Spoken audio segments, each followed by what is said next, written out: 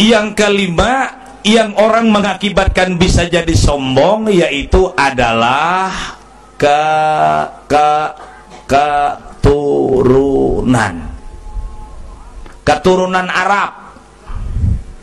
Nah, karena nyaman keturunan Arab bisa patah belakang. Laisal fata may yaqulu kana abi walakinnal fata may yaqulu ha anadha. Bukanlah, kata Rasul, orang yang istimewa itu, bukanlah orang yang hebat itu orang yang membanggakan leluhur dan keturunan, tetapi orang yang hebat itu ialah dia bisa ke dirinya sendiri. Ha anadha, ini aku siap pakai. Datuk Kubahari hafal Quran kan? Kalau panenian saurang abda ubis tuh sini sambil mah ayam aja, tikar purun aja hafal sih deh. Itu datu nini ikam. Toh, nang bakobo di anak tah. Nih anak kemanakannya tah olah mamagina ko nin tata. Juga mamagina ikam bakagamat, ikam pang bakagame.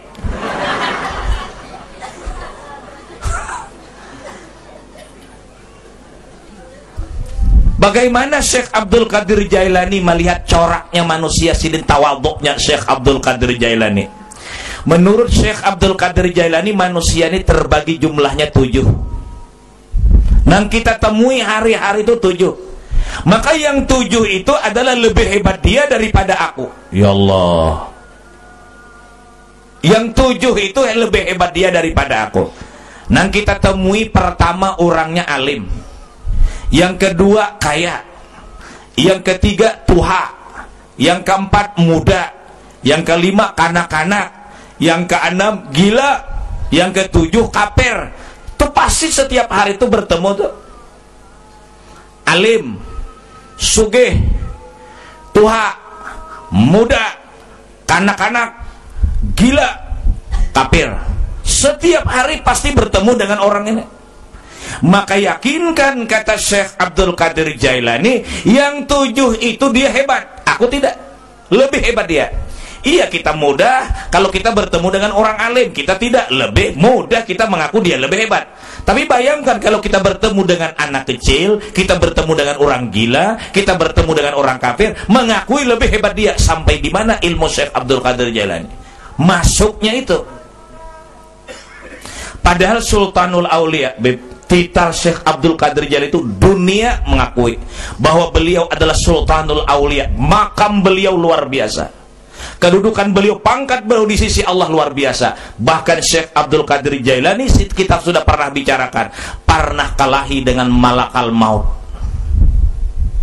Ayo basi sintakan makalahi. Cerita sedikit.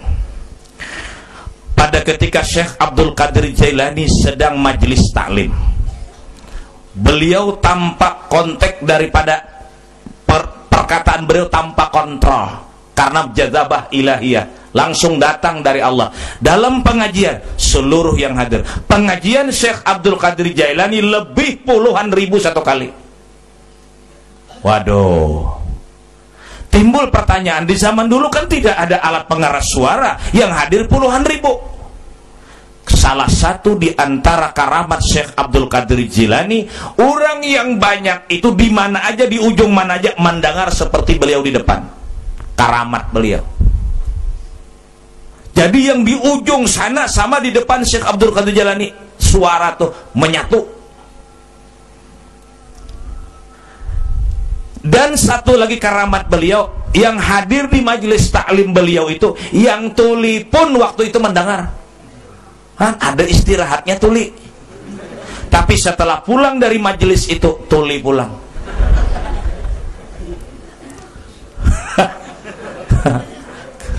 Tapi ada juga istirahatnya tuli kan. Ucapan dan omongan beliau, hai seluruh hadirin dan hadirat, siapa di antara kalian ada permohonan yang sudah lama permohonan kepada Allah tidak kabul, tolong datangi aku akan memintakan sama Allah Ta'ala. Pulanglah orang yang pulang, tidak memperhatikan omongan Syekh Abdul Qadir Jailani. Ada satu orang di majelis itu, seorang perempuan yang lakinya sudah masih 2 hari meninggal. Suaminya meninggal barusan 2 hari. Masuk Syekh Abdul Qadir Jilani ke dalam kamar, si perempuan ini menunggu. Selesai Abdul Qadir Jilani dalam kamar keluar, si perempuan ini mengetuk, disuruh masuk. Apa galuh kamu? Apa ibu keperluan? Maaf ya Syekh, pada saat sampian tadi ngomong kan sampian menawarkan, ulun ada hajat dengan sampian pintakan sama Allah Ta'ala. Coba kan yang mengabulkannya Allah Ta'ala. Tetap Ahlus Sunnah wal Jamaah kan begitu. Bukan Abdul Qadir Jailani yang mampu mendoakan itu, yang mengabulkan. Tetap Allah, tapi yang memohonnya ini. Tadinya syirik bang itu. Syirik itu dasar kada dapat kitab juang tapi tahu juga ilmunya. Bapak aja kita bailang aku kubur minta nang apa minta. Kadinya orang meminta ke kuburan tetap meminta kepada Allah. Kuntu nahitukum an ziyaratil kubur fazuruha. Lalu si perempuan tadi apa? Kan sampian ngomong tadi, siapa ada hajat baik hajat dunia ataupun hajat akhirat yang lama tidak kabul, maka pinta saja, lapor saja sama aku memintakan Allah. Nah kebetulan Syekh, suami ulun barusan dua hari meninggal. Tolong pinta akan lawan Allah supaya hidup laki ulun. Allahu Akbar, ini kada ini di luar jangkauan ini. Tunggu kata beliau, insya Allah dikabulkan Allah. Masuk dalam kamar, sembahyang 2 rakaat, minta kepada Allah, salam. Apa yang terjadi? Beliau naik ke atas, terbang. Allah, wele jauh gak muntai tagabang. Nah, hatta ghaba anha, sehingga si perempuan tadi kada melihat lagi di dalam rumah tuh, kada terbang. Jangan bingung. Kikuk kikuk kikuk. Jaka tingkir. Itu aja kada bingung, ini apalagi ini wali, makinnya kada bingung lalu. Kikuk kikuk kikuk. Rupanya aja gurunya melihat juga. Pian aja anak melihat, ulungan anak melihat juga. Den. Kikuk kikuk kikuk. Muar banget aja kok nang parut ganal nih anak makan terus gau ya. Kiko kan hafal ulun. Rupanya nonton seberataan juga. Nang mana tertawa tuh nonton berataan tuh kan habis seberataan ya. Kiko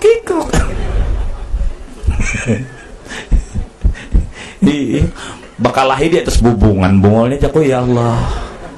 Tapi tak bagus ngintupang ditonton daripada alamak. Hulat dimakan bungolnya. Zamannya kita sudahlah. Aku makan pisang goreng, hulat paku. Kada usah kakak-kakak nak itu kada usah. Itu orang nak kada ada ilmu tasawuf, ilmu tauhid fikih dada. Sudah melanggar norma-norma hak agama sudah. Masa ulat dimakan? Masa paku dimakan? Wala tulqu bi aidikum ila tahluka. Jangan kau lontarkan dirimu ke dalam luka.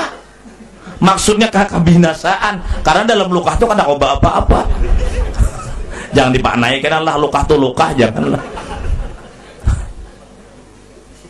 Kiko. Iya pulang. Nyepayu paksa dijual bener.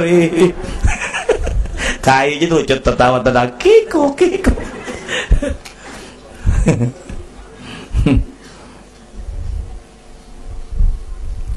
Menemui malakal maut di langit. Di langit yang ke-7 bertemu dengan malakal maut.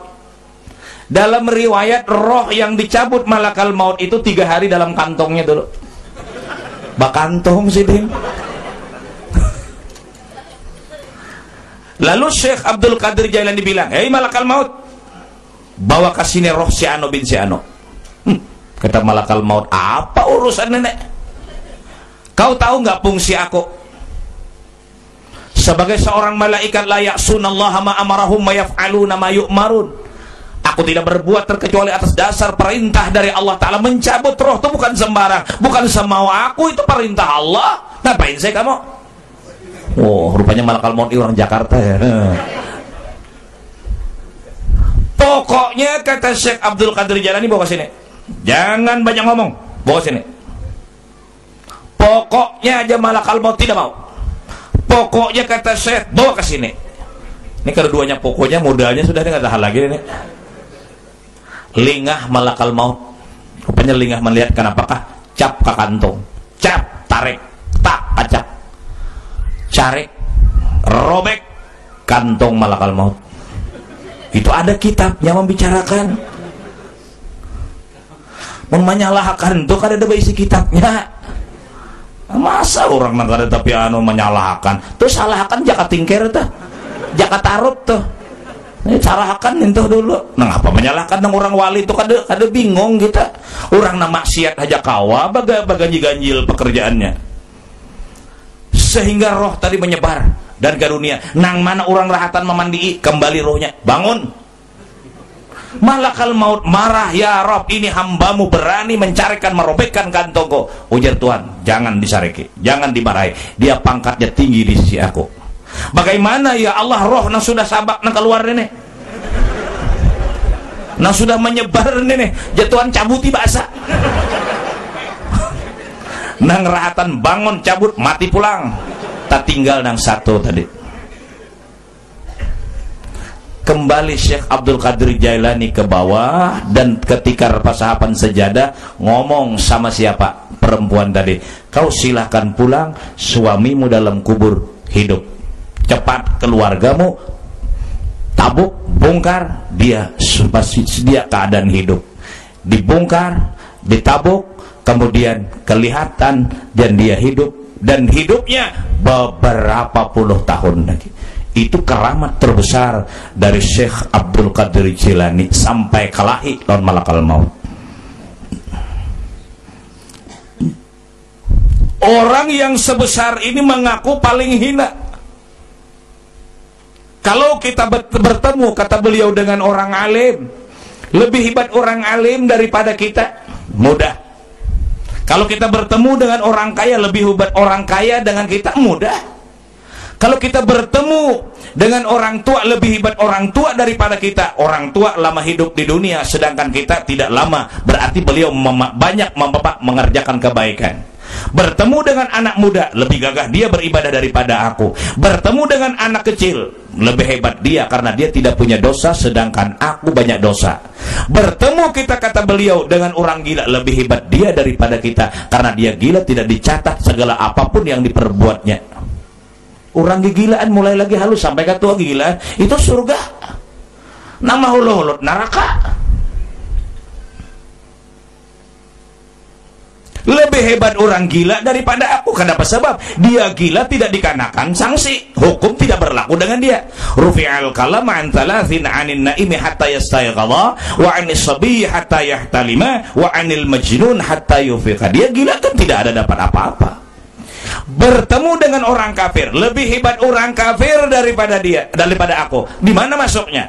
Dia tidak bisa dikatakan dulu kafir, walaupun dia kafir. Yang namanya kafir, matinya dalam keadaan kafir. Kalau dia masih hidup, siapa tahu pada ketika hendak sakarat, la ilaha illallah Muhammadur Rasulullah, atau asyhadu an la ilaha illallah wa asyhadu anna Muhammadar Rasul. Siapa tahu pada akhir hayatnya dia beriman.